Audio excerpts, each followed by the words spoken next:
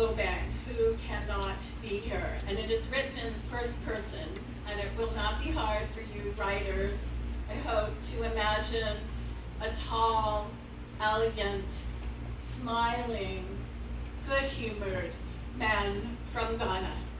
And so I am speaking Sam's words, forget you not. Professor Hartford and I had the same academic background, training, and professional preparation and interests. Phonetics and phonology by training, pragmatics, sociolinguistics, and discourse analysis by professional interest and practice, and a desire to mentor and help scholars from the political South to disseminate their work. We both also found our liberties intruded on by cancer, and we spoke sparingly and communicated mainly via Facebook. When I joined linguistics at IUB in 1994, I was given a male mentor in linguistics. But I realized very quickly that someone born into a matriarchal, matrilineal society, I needed someone I could relate to more easily and sensibly. Despite there being female senior faculty in linguistics, elder sister Beverly, as I addressed her and referred to her, who was then in applied linguistics, was an obvious choice. And it was the best decision I've made in my professional career. Bev and I worked together on a number of monographs, edited volumes, and journal editing. Without a doubt, I benefited more from her than she did from me. One thing was clear during our professional interactions. When she read a paper, she read it. When she forgot to read something, as she did a couple of times, and was reminded, she apologized. Something an older sister is not supposed to do in Akan or Ghanaian culture. That is, apologize to a younger sibling or a person of lower social status. For I was an assistant professor, and she was tenured senior faculty. I reminded her never to apologize to me, but the funny thing was that she would then apologize, and then apologize for apologizing. And we both laughed about it, about a culture that I had implicitly imposed on her, a tolerant, sincere, and helpful older sister she was. To paraphrase from my book of poems, Voices from the Graves, and here is a poem from Samuel. I will never forget your humanity, kindness, trustworthiness, and sincerity. I will never forget the hours you spent editing my papers and in copy editing some of the papers for inclusion in the 2 journals I founded and we co-edited. I will never forget the explanation you provided me regarding American culture when I first got here. I will never forget the bits and pieces of advice you gave me on IU culture and the associated coping and surviving strategies. I will never forget a woman. There are humans, and then there are humans with wisdom, sympathy, and empathy. Women. You are a woman among women. You were a woman. I will never forget a woman. I will never forget you. May the ancestors accept you into their folk. May God accept your spirit and soul and give you a place among the noble women. May your soul rest in perfect peace. Your younger brother, Samuel Yassi Obeng.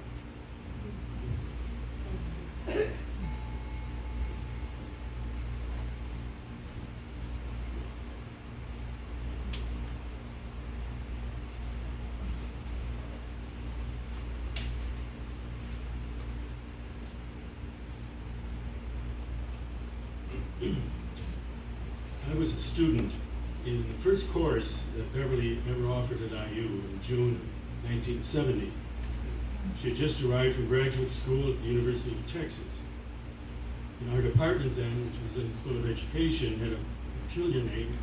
It was Urban and Overseas English Programs, and Beverly was hired to cover the urban part of that. And I wish I could remember what I learned in that class, or even remember what the name of the course was, but that's 50 years ago, and we know what damage 50 years can do. But I do remember that it was a 3-credit course taught in 2 weeks' time. It was a challenge for a professor and for students. I remember that she was the first teacher I ever had that I was older than, only by 4 months, as it turns out. But most of all, I remember thinking that the university had a winner. She was good from the very start. And over the years, I reminded her that back then I used to refer to her as the hippie from Texas. And that was an image that she liked. Within a couple of years, we became colleagues and remained so for 36 years. We co-taught a few courses and worked on some departmental matters together. But what flourished was a genuine friendship. And that friendship over the years led to an even deeper relationship. She became an extended member of our Bloomington family, which included my wife Gloria and our children Rich, Beth, and Mary, and 2 others. And we became part of hers. She used that word family often, and we know how carefully she chose her words. Now, a good example, I think, of this extended family of ours is what happened over 100 times. She was at our house on Thanksgiving days, Christmases, and Easters. I wondered when she came for the first time. Fortunately, my wife is an organized person, a very organized person, as a matter of fact. She had and still has 2 small notebooks, one orange, one pink, in which she recorded who came to our house for dinner, not only on these holiday dinners, but also other dinners. Her record shows that on Easter in 1983, Beverly joined 5 Biers and the other members of the family, Harry Gradman, whom has been mentioned, and Marlin Howard, sitting right over there. Some years later, Sue Bier, that many of you will remember also, and her husband Charlie were with us. And then over the last 15 years, we've had 2 sons-in-law, and forgive me, 4 of the cutest grandchildren that you could imagine. So sometimes it was a real full house at these holiday dinners. Now and then there were a few special guests. 2 that I'll mention are sitting right here, Pam and Patrick. And consulting the orange notebook, you were in Bloomington for Thanksgiving '97 and Christmas in 2008. Now, these holiday dinners followed a pattern. Hors d'oeuvres and drinks before dinner, although no one really drank very much. Bev, never. And then we moved upstairs to our living room to a large table. There we sat together for at least 3 hours, often 4, and I think we did 5 once or twice. What did we talk about? Politics, of course, although all of us were pretty much in the same place. Current events, local and national. Departmental matters were almost never a topic, no business conducted. One topic that was never discussed was sports, which I think pleased Beth a lot. A recurring topic was English, the language, not the people. Its social uses, vocabulary, grammar, pronunciation, etymology, you name it, it came up. We had a field day with the Oxford comma. When we got it from the table, left behind on the table could be a dictionary, a grammar book, a volume of the encyclopedia. Now maybe that sounds a little nerdy, maybe, but overriding all of this was a lot of wit, a lot of laughter, and a lot of pure fun. There was never, not once, any rancor. And of course, on the topic of English language, Beverly was the expert. Just as she was the valedictorian at the last graduating class of Standish Maine High School, she was head of the class at our table. Our daughter Mary, who's sitting back here, told us that after Christmas vacation one year, when she returned to her English class at Bloomington North High School, the teacher began class by saying, "I'll bet none of you did any grammar over vacation."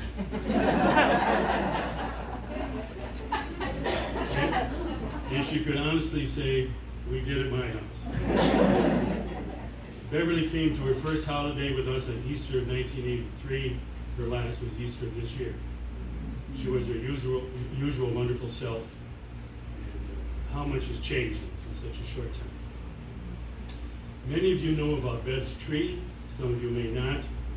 It's in the quadrangle just north of Memorial Hall. And as the university does with many bits of trees, it identifies the species. Bev's is a profusion crabapple. And she used to joke that someone read that as Professor Crabapple. Also on the plaque is the following: Beverly S. Hartford, professor and mentor, on her retirement in June 2006, with appreciation from her doctoral students. I think that's a fitting testament and a reminder of what Bev gave to the university, to her students, to her family, her friends. And so if you get a chance, you may want to wander over there, spend a few minutes thinking about our dear Bev.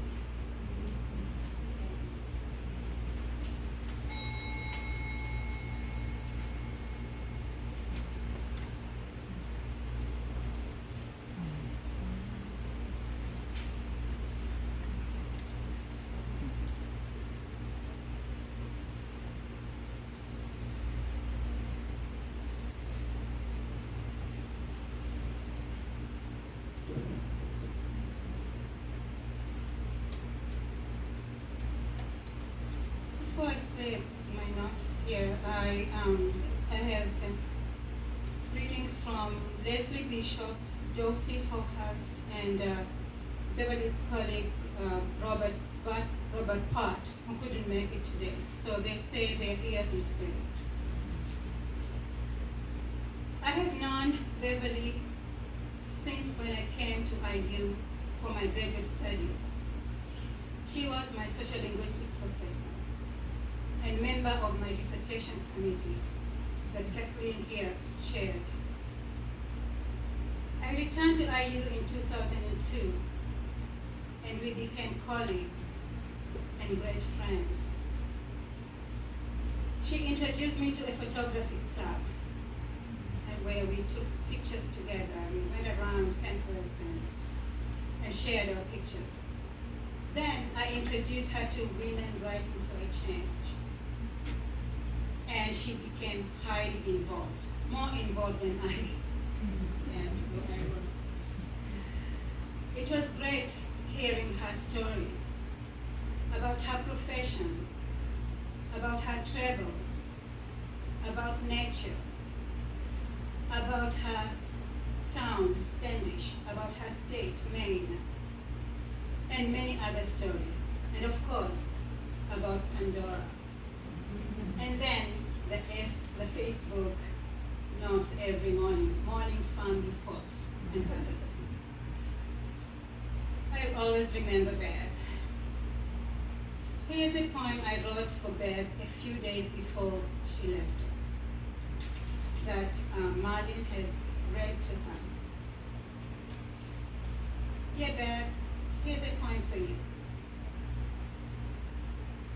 Thanks for being a great professor. Thanks for being a great colleague. Thanks for being a great friend. Thanks for your great humor. Do you remember when you gave us, you, Kathleen, and me, and others listening, Mad Women of Memorial Hall? MWMH, Mad Women of Memorial Hall. So hilarious. So hilarious. Okay, thanks for being in my dissertation committee. Thanks for being my social linguistics professor.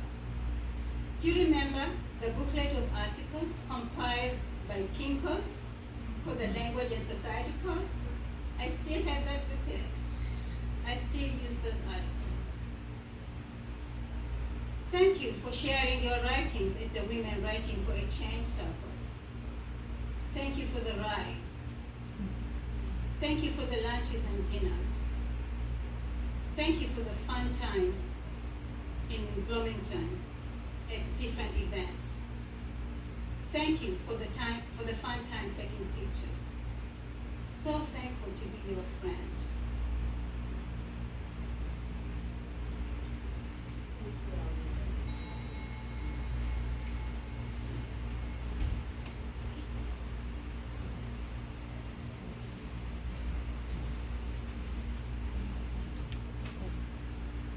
I'm Shelley Hahn, and I met Beverly through Women Writing for a Change. Thank you, Alwiaya, for bringing her to all of us. When another member of our writing community died a few months ago, also much too soon, and without any time for us to prepare, Bev wrote, "Today was a no good day.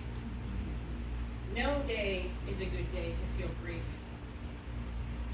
That is sure how I felt when Kelly called me on the morning of June 13th to share the news about Bev.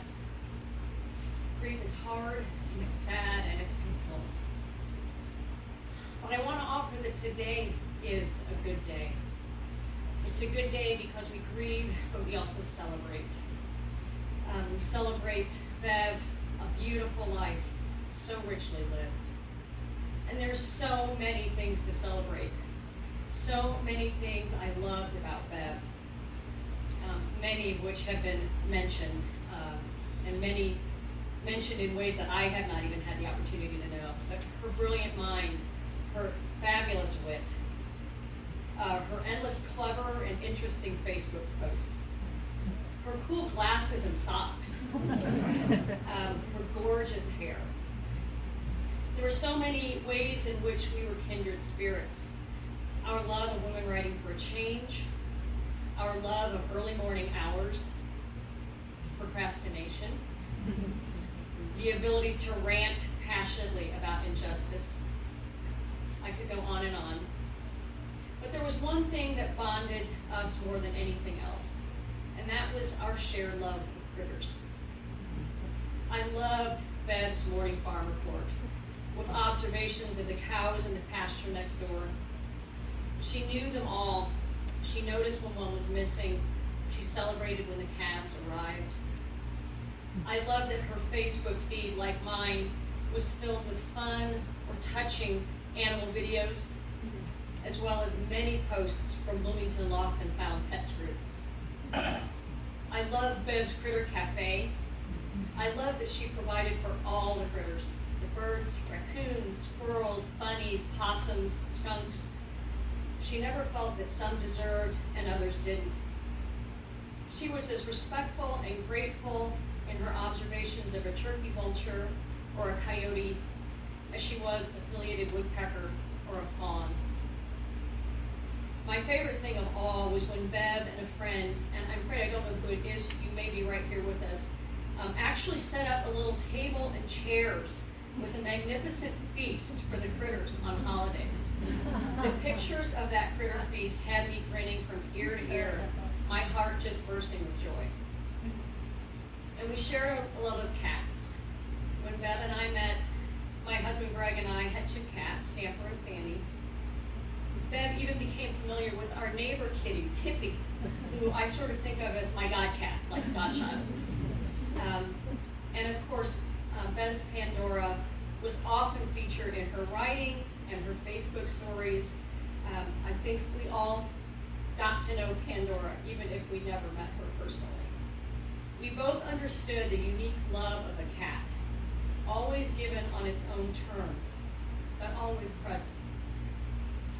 My husband Greg and I are incredibly honored that Pandora has joined our lives and our home.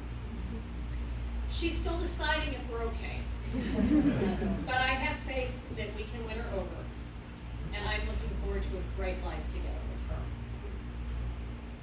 When I think of Beth now, and I see her face just as clear as day, with her smile always so full of delight, I see her watching over Pandora.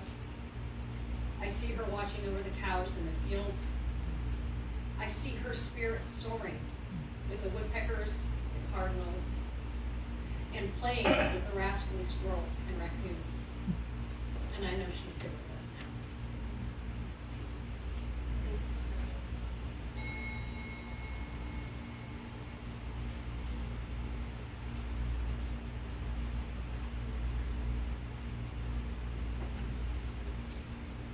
I'm Rebekah. I am Bev's spirit guardian sister. And I'm going to say something that Bev and I had to say a lot to people. Yes, I am standing up.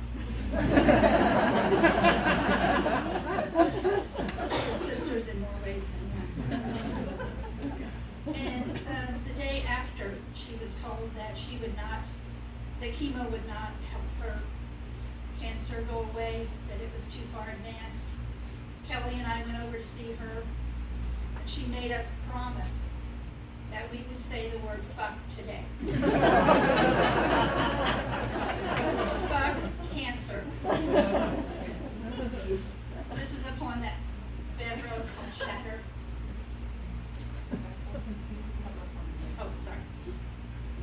It begins with a whimper, a small crack that we hardly notice. Perhaps just a pinhole, quietly waiting. Innocent, a small accident, nobody's fault, but a fault, even if not owned. Just a whisper. No need to hush, because after all, what harm can such a tiny defect do beyond that minuscule imperfection? And so it is ignored. We cannot see the spreading spider web on the weakened surface. Do not look for it until the whimper is a low groan of pain, and still the groan seems unrelated, temporary, like the groan of a tree limb sagging just a bit under the burden of the ice weighing it down, a crack unheeded between it and the trunk that bore it so many years ago. One small part, a little injured, the whole seeming still strong, nothing to worry about. And then the season changes and settles in the crack, frost finding a home, a place of refuge, a place where its presence will expand to make it fit. The spider web cracks cannot abide, and the hole no longer stands. The lid falls, the glass breaks. The world is not as we believed. The whimper is a shout. We are all shattered. Shattered by Beth Hartford.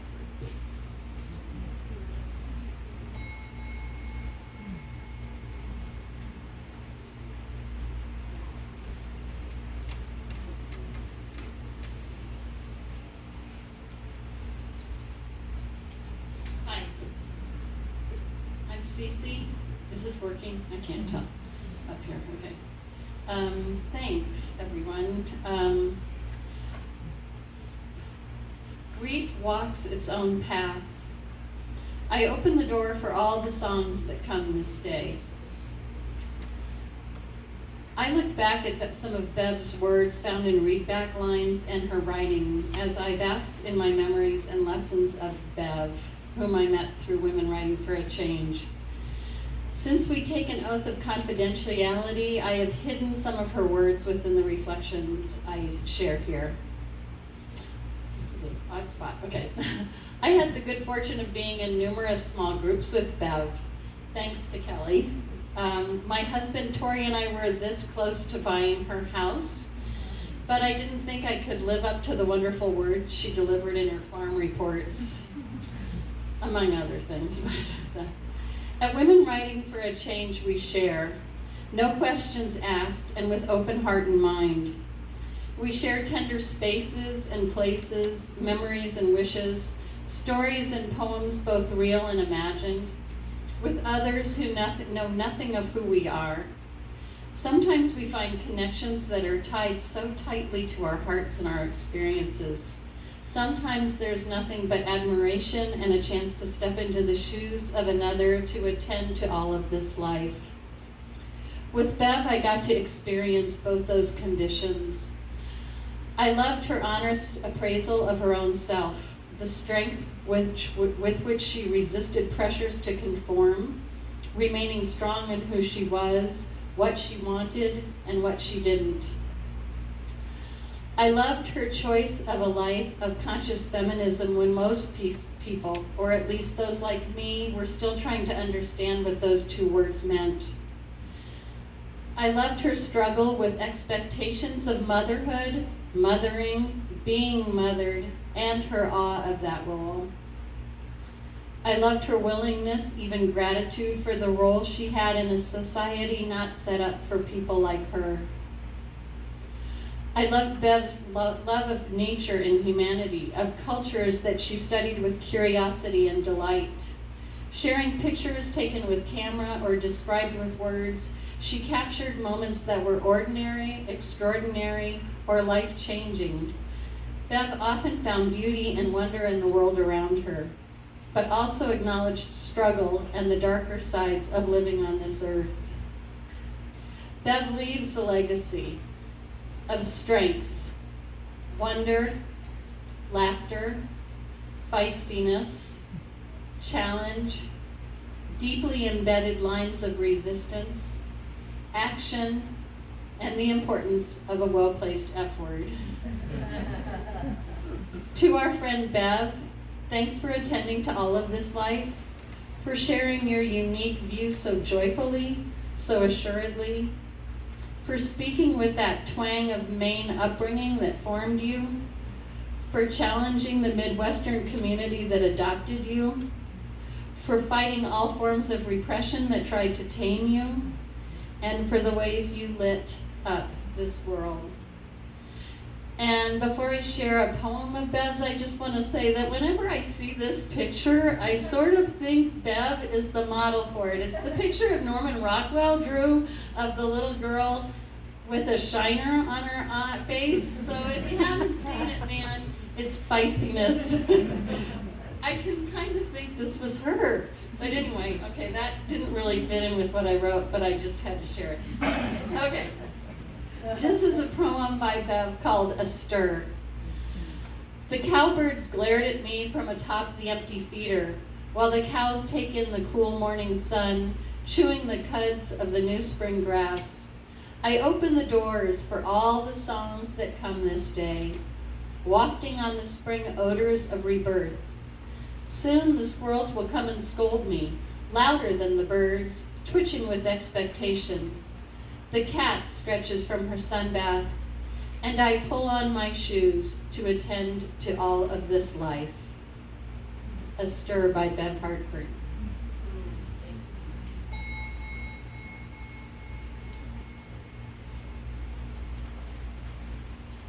This will require a little bit of courage from women in the Women Writing for a Change community. There's a song that we sing at the end of every circle that I've been told we need to sing at this.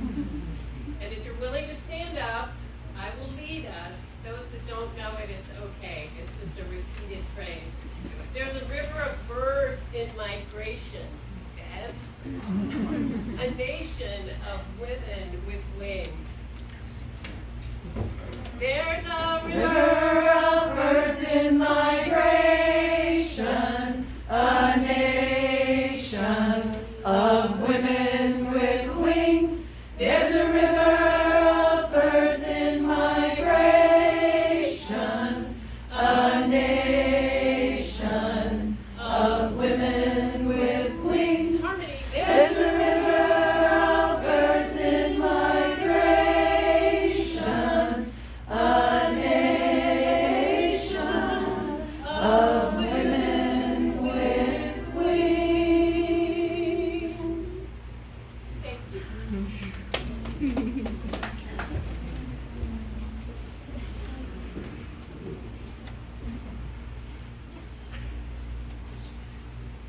Just take a moment to be with all the images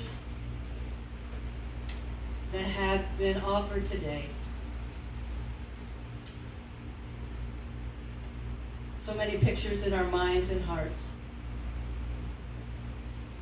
And I close with these words from Rabindranath Tagore. Peace be my heart, let the time of parting be sweet. Let it not be a death, but a completeness. Let love melt into memory and pain into song. And let the flight through the skies end in the folding of wings over the nest. The Women of Birds Migration. Lastly, I heard from Bev's sister Pam that bluegrass and some other music are some of her favorites. So we're going to bring that in as our postlude, and you are invited. There is already set up a reception in the back, and we hope you'll share some more stories about our love and the light of Bev's life. Thank you all, and please join me in this benediction. Said when you say something 4 times, it's an extra blessing. The 4 times we're going to say is thank you to Beth. Thank you.